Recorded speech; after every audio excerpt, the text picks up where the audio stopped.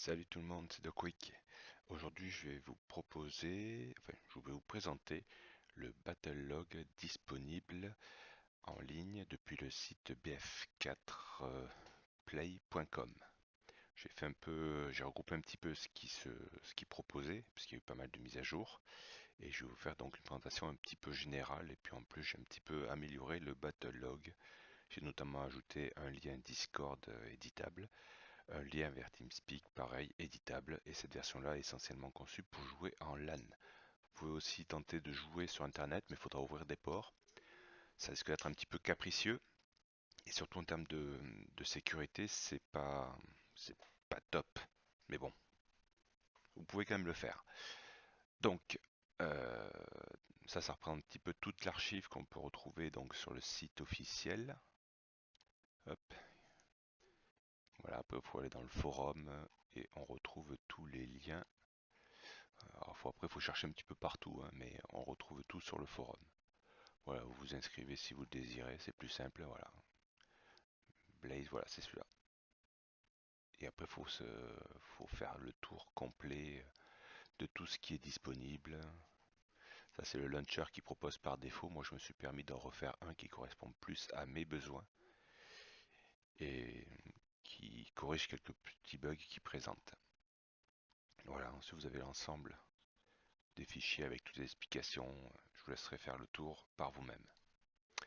Donc ça, c'est le fameux launcher par défaut. Moi, j'en ai refait un, qui est celui-ci, qui fonctionne que sous Windows 10 pour le moment, et pour la version française. Après, s'il y en a qui le lancent sur un navigateur qui n'est pas en français, sur un poste qui n'est pas en français, je pense que ça marchera, mais il faudra certainement choisir d'autres options. Voilà. Allez hop, je vais donc le lancer.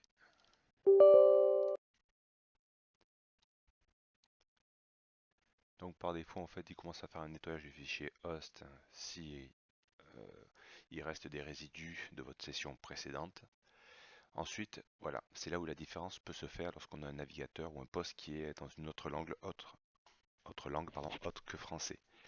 C'est surtout au niveau de l'IP local. J'ai pas encore trouvé d'autres solutions pour pouvoir différencier proprement.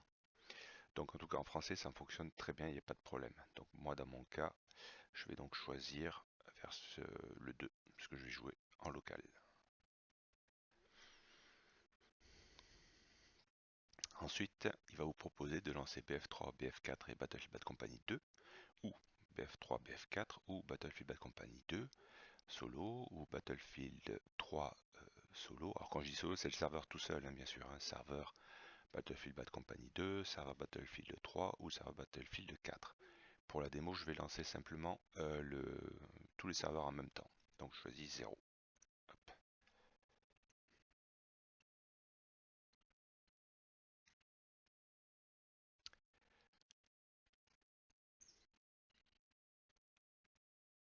Voilà, les serveurs ont commencé à démarrer. Là, on valide. Allez, on valide au fur et à mesure.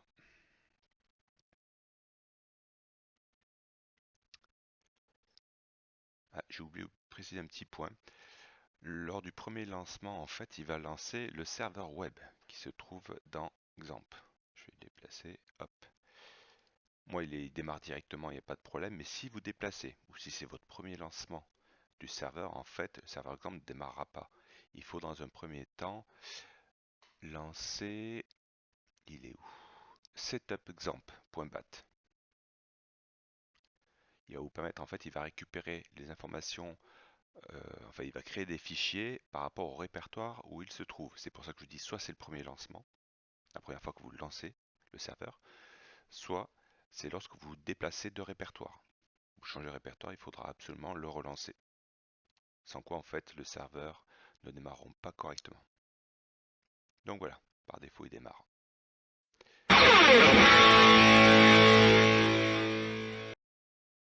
Hop. Voilà, donc le battlelog est lancé. Là. Et l'ensemble des serveurs, donc là on voit tous les serveurs BF4. Il y en a 5 serveurs BF4, 4 serveurs BF3 et 4 serveurs Battlefield Bad Company 2. À cela, moi j'ai ajouté le Procon qui est pré-paramétré pour les serveurs BF3, BF4. Battlefield Bad Company 2, en fait, il va falloir se connecter dessus en utilisant l'adresse IP locale de votre poste. Voilà, donc par défaut pour Battlefield 3 et Battlefield 4, ça représente quand même 576 slots disponibles. Ce qui est bien. Donc là, je vais donc créer un compte. Allez hop.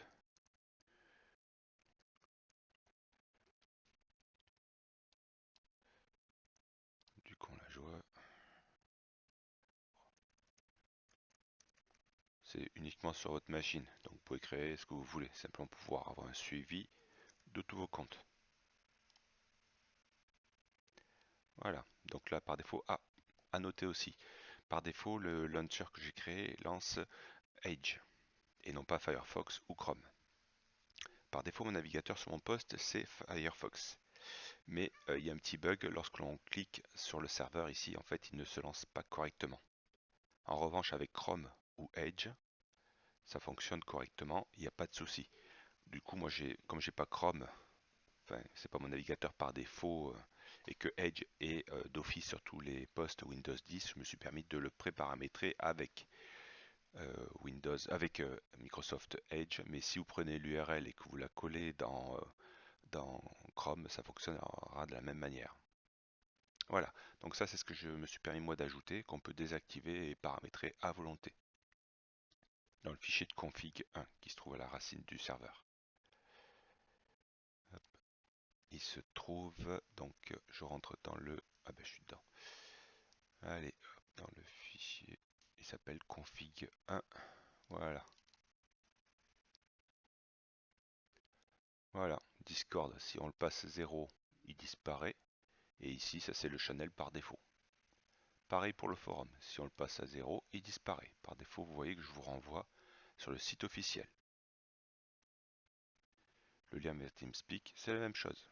Si on le passe à 0, il disparaît. Sinon, par défaut, ici, vous collez votre channel et ça se passe tout seul.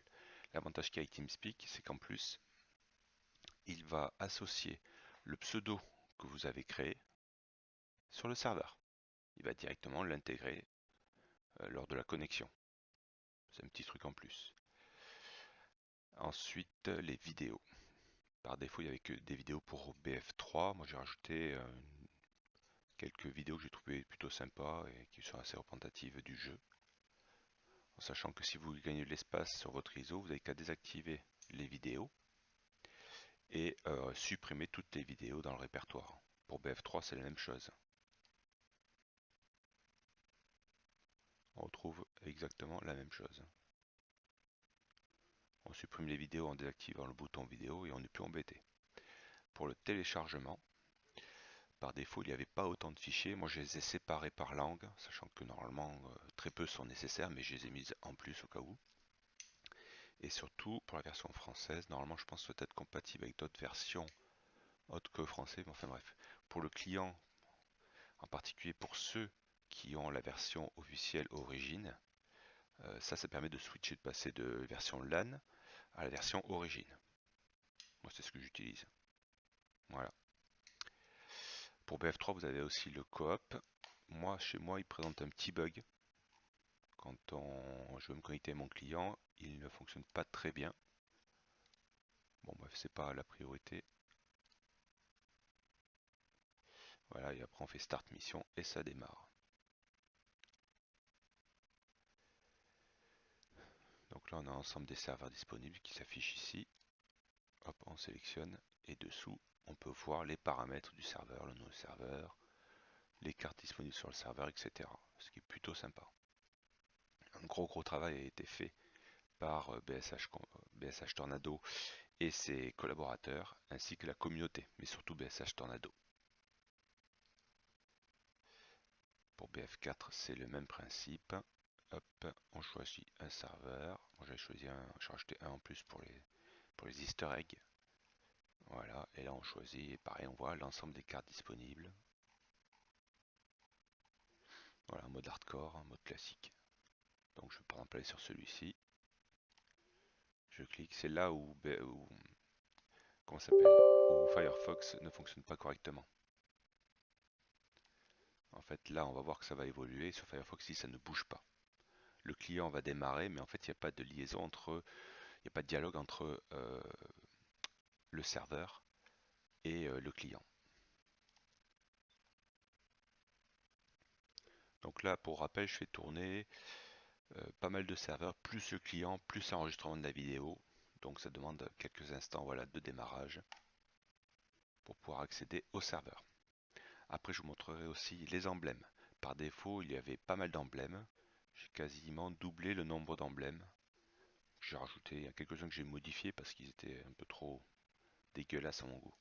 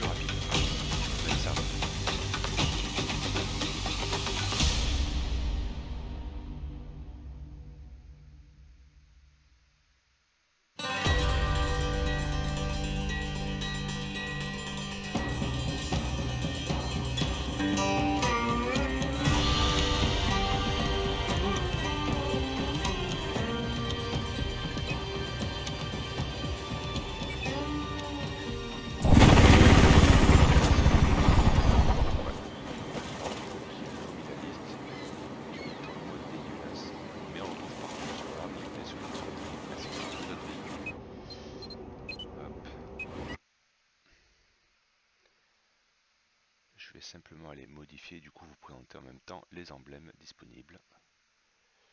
Donc les voilà, par défaut c'est cet emblème là qui est pas terrible. Moi je vais modifier celui-ci, il y en avait un autre à la place qui ressortait mal. En fait tous ceux qui sont sur un fond noir, en l'occurrence tous ceux qui sont entièrement noirs comme celui-ci, ne ressortent quasiment pas, sauf sur les véhicules qui sont gris clair. Donc vous voyez, ça c'est pareil, c'est pas génial. Ensuite, qu'est-ce que celui-là aussi je l'ai rajouté. C'est pas celui qui avait à la place. Voilà. Puis là c'est pareil, je l'ai rajouté.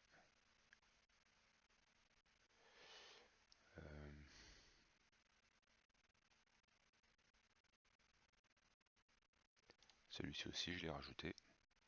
Alors en rouge ça ressort plus ou moins bien, mais bon. On peut faire mieux. Celui-ci c'était le dernier de la liste qui était proposée d'origine et tout le reste c'est moi qui les ai rajoutés. Donc après, libre à vous de vous faire plaisir. Il n'y a plus qu'à choisir équiper, boum, par défaut, ça y est. Si je lance le serveur, j'aurai ça. Je me suis fait plaisir.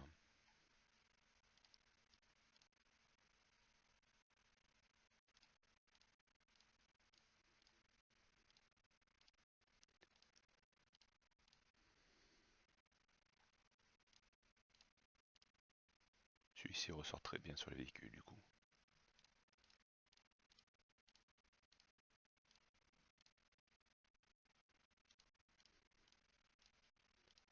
J'adore celui-là. Hop, c'est parti, voilà. Je retourne en multijoueur. Je vais choisir le même. Et vous allez voir que là, la connexion va être beaucoup plus rapide. J'ai appliqué aussi un coefficient multiplicateur. En ligne sur serveur officiel, on a un maximum un x2. Là, je crois que j'ai mis un x7. Bah, c'est ce qui est écrit en haut, mais c'est pas forcément la réalité si on le modifie à la main. Mais je crois que c'est ce que j'ai mis par défaut.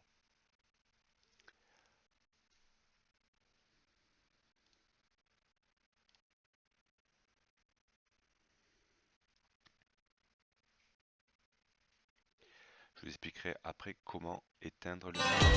Il y a un ordre à respecter.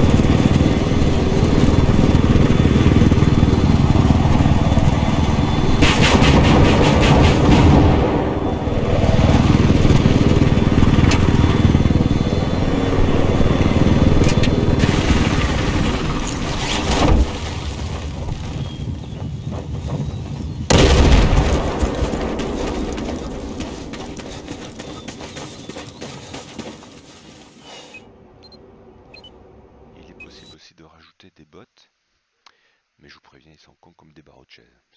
C'est juste pour faire grimper vos levels. Alors,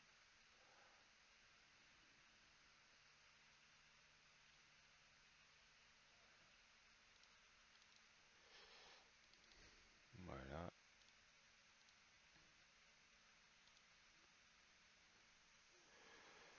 La commande, je l'ai mise dans le répertoire Procon, qui se trouve donc à la racine du répertoire. Un conseil, le répertoire, mettez-le plutôt à la racine de votre disque. Le C, le D, celui que vous voulez, mais le plus près possible à la racine. Évitez les espaces, c'est fortement conseillé. Alors, Procon. Là, pour 20 bots, on laisse 20. On fait un copier-coller. On prend la console qui correspond. Easter egg, il est là. Boum. Et là, il va rajouter, vous voyez ici, player count, il augmente. Si je retourne dans le battle log, les bots, eux, par contre, n'apparaissent pas sur le serveur. Enfin, sur le serveur, sur le battle log, ils n'apparaissent pas.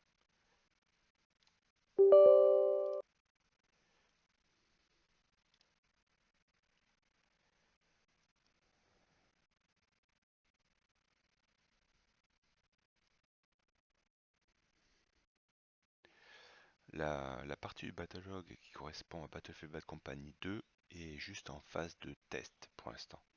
Quand on lance les serveurs, ils apparaissent, on peut voir les cartes, mais les stats ne remontent pas bien, enfin c'est pas optimisé comme pour BF3 ou BF4 tout simplement parce que le jeu à la base n'était pas conçu pour fonctionner sur un Battlelog. Tout se gère depuis le jeu directement.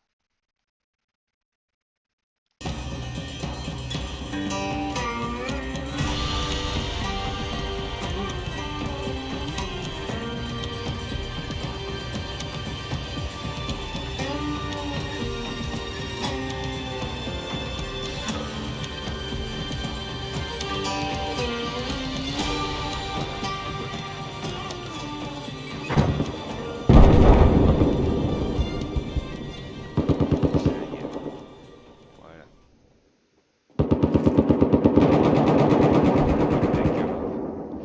Ils sont juste là pour animer le serveur.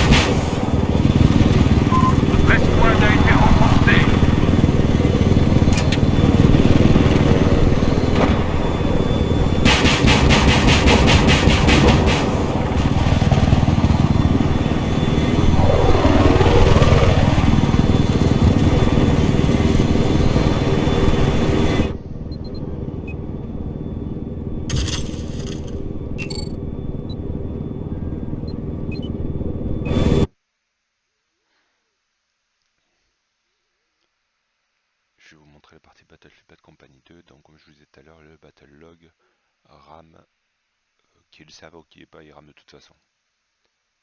Donc, c'est une première ébauche en fait.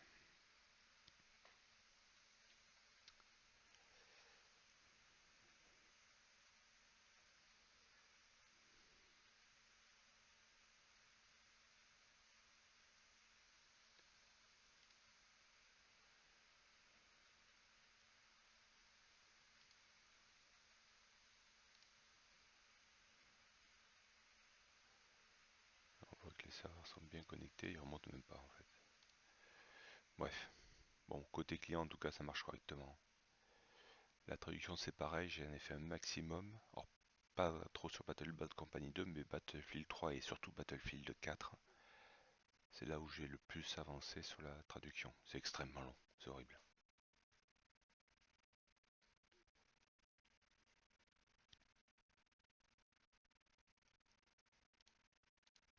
s'il y a un truc qui a pas dû lui plaire, c'est pas bien grave. C'est pas le cœur du sujet.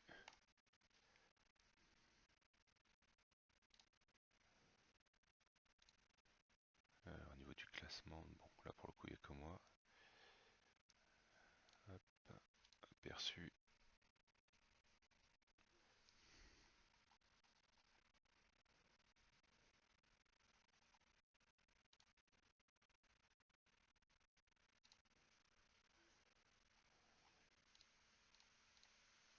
Voilà, j'ai essayé d'en traduire une grande partie, tout n'a pas été traduit à fond.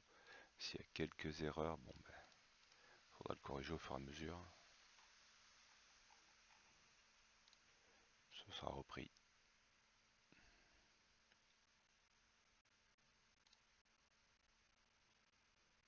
Voilà, j'ai essayé de traduire. La traduction, je ne les ai pas toutes eues non plus. Des fois, c'est traduction de l'anglais au français. Des fois, c'est des descriptions qui étaient disponibles en ligne. C'est le web Battlelog, mais ça reste quand même un travail titanesque. Il y a plus de 10 000 lignes en tout de traduction pour l'ensemble du Battlelog. Hein. BF3, BF4 et Battlefield Bad Company 2. Il y a aussi Battlefield Hardline qui est caché pour l'instant. Quand on n'a pas encore le fichier Blaze, les serveurs qui fonctionnent correctement, etc. Il n'y a qu'une partie du Battlelog, mais c'est purement esthétique.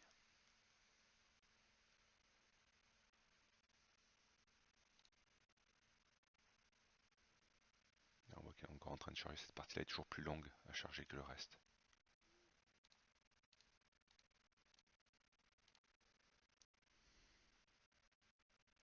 Voilà pour les traductions. Tac. C'est très très long. Et des fois j'avais les bonnes traductions, mais j'avais pas la place de pouvoir le faire rentrer dans ce Battlelog là. Donc j'ai dû parfois tronquer ou changer certains termes qui passaient pas bien. La gestion des plaques, c'est pareil.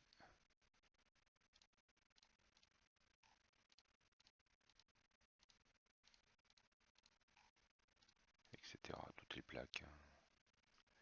Alors les traductions, oui, pour les langues, je n'ai pas passé énormément de temps sur le titre. Beaucoup de temps pour pas grand chose. En revanche, celles-ci, je crois qu'elles sont complètes, si je ne me trompe pas.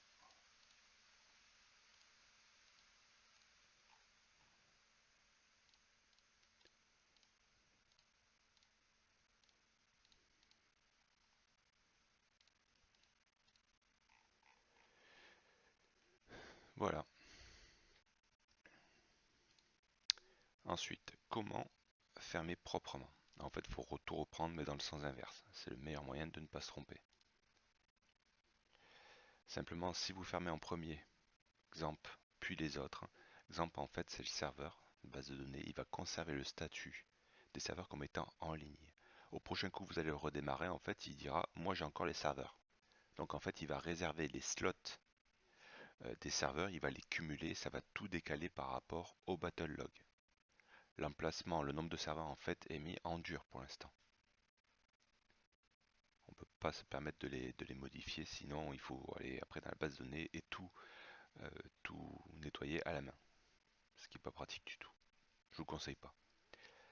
Donc là je ferme tous les serveurs d'un coup. Sur Battlefield Bad Company 2, on peut le faire, les autres il faut les faire à la main. Donc on plie les serveurs. Que ce soit Battlefield 3 ou 4, l'ordre n'a pas d'importance. Ce qui est important, c'est vraiment le Blaze derrière. Et les redirectors. Voilà, là l'ensemble des serveurs sont pliés, maintenant il reste les Blaze et redirectors. Enfin le Blaze et les redirectors. Hop, on respecte. Au moins on est sûr de ne pas avoir de problème pour la suite. À ce stade-là, surtout ce qui compte, c'est de bien faire exemple en dernier. L'ordre entre les Blaze et Redirector a peu d'importance en soi.